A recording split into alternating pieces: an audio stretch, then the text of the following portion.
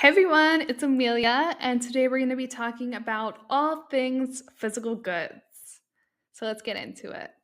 So, we're going to start out with some tips and tricks and just some things that you should be aware before you add physical goods to your subscription.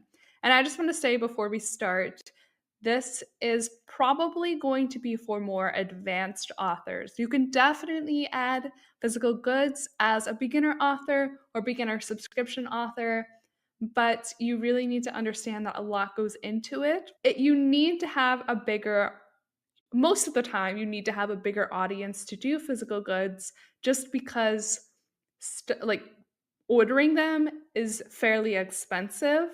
And a lot of times you're going to have extra stock that you just haven't sold or you're not able to give out through your subscription. So we'll talk about all of this, but it's typically for advanced authors. I don't want you getting into it or purchasing tons of stock and spending hundreds of dollars to fund your physical goods subscription. I want you to make sure that you really have a good hold on subscriptions before you get started and before you start adding more and more benefits to your subscription. So, just some tips and tricks. Again, understand that this is a time commitment. Your idea formation, ordering, waiting for the stock to come in, packaging, and shipping takes a long time. It could take up to like months to get some stock in, depending on whether that's books or art prints or something else that you might order from Etsy. And it will take a while for the whole process to happen. So you need to plan ahead. Something else to consider, what if your products come in bad quality or bad shape? That's like the worst thing that could happen, especially if you order them late. And then you just have to push back when you're sending and shipping them out to your subscribers who are waiting for them. So let's get into actually pricing your physical goods.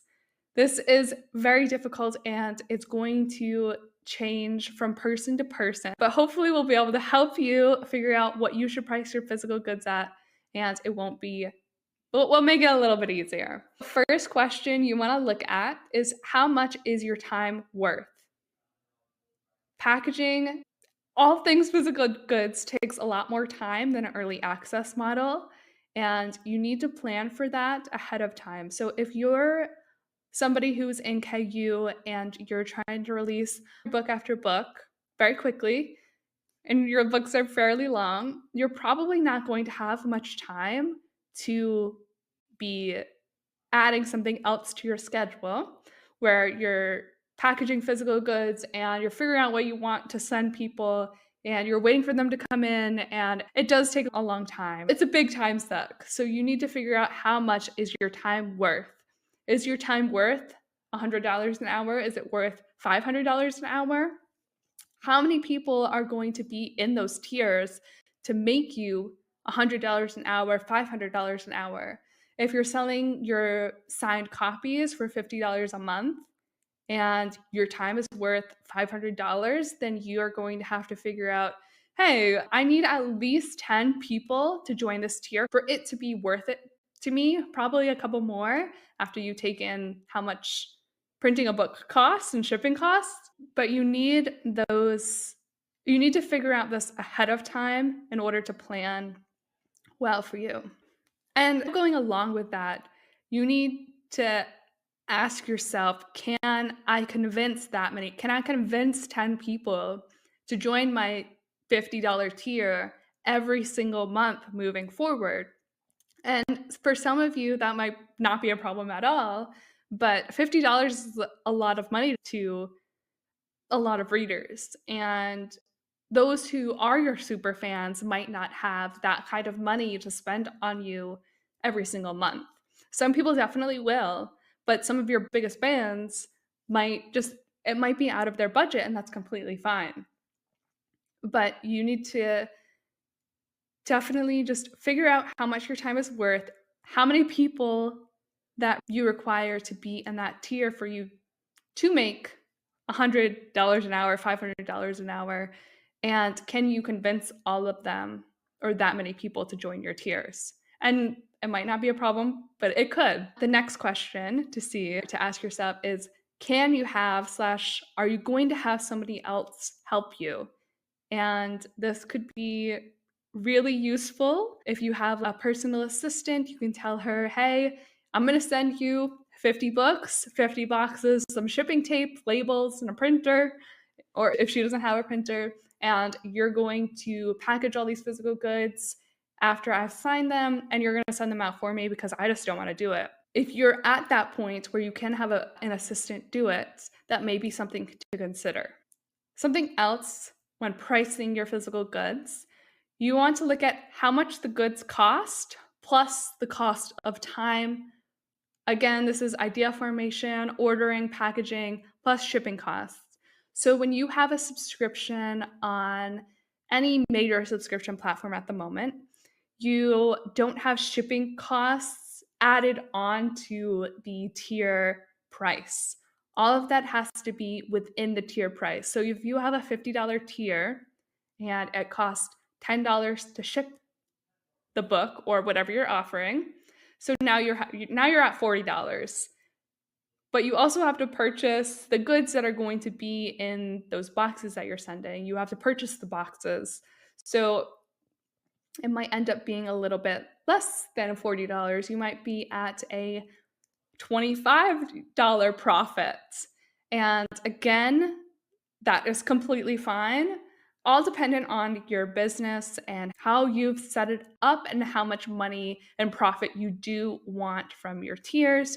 But just overall, it's really great to have a 60% return and profits, especially within a subscription business. Next, we're going to go on to ordering physical goods. So all the time, I'm always looking for new places to order physical goods for as cheaply as possible. I love when things are cheap, but also really high quality, which is really hard to find. So I'm going to give you some places that you can use in order to get relatively cheaper or high quality items to put in. Maybe you're doing book boxes or maybe you're doing art prints. I'm going to show you where to do this.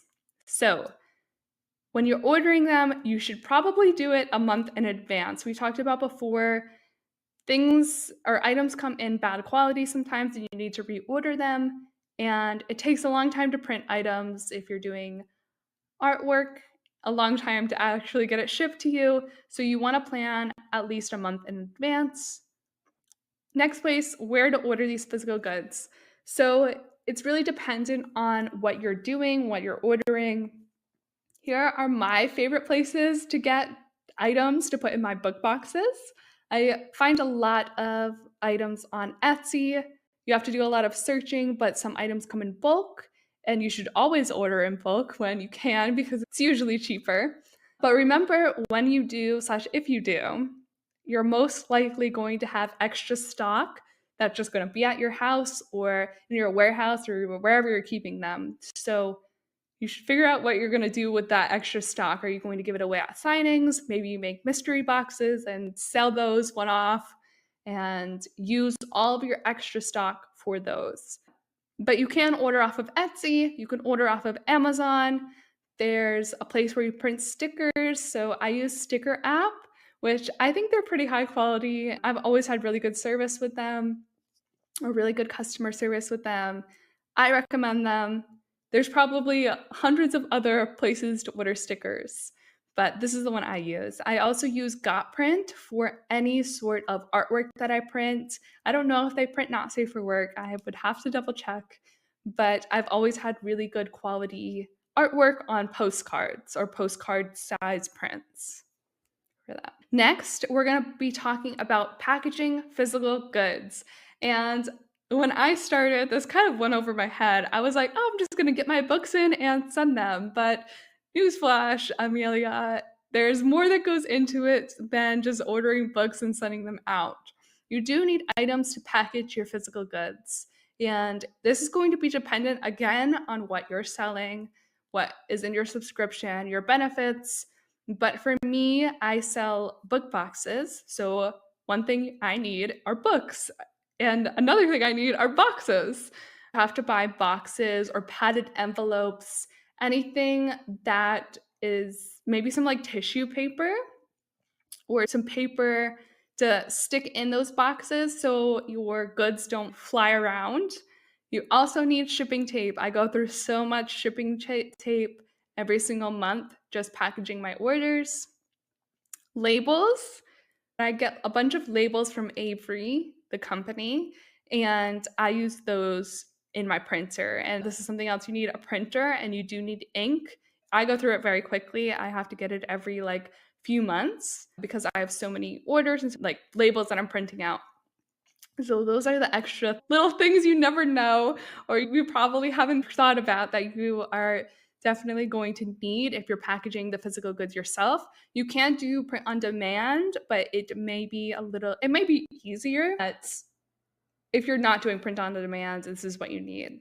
And also remember that packaging is physical labor. When I started, again, I was like, oh, this is going to be super easy. But if you have chronic pain or if you don't like being on your feet all the time and just doing physical things, it's going to be a little bit difficult for you unless you have an assistant do it. Okay.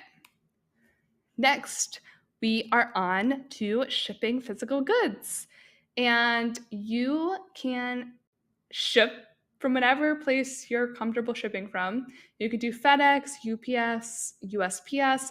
I believe you can do it all right on their website.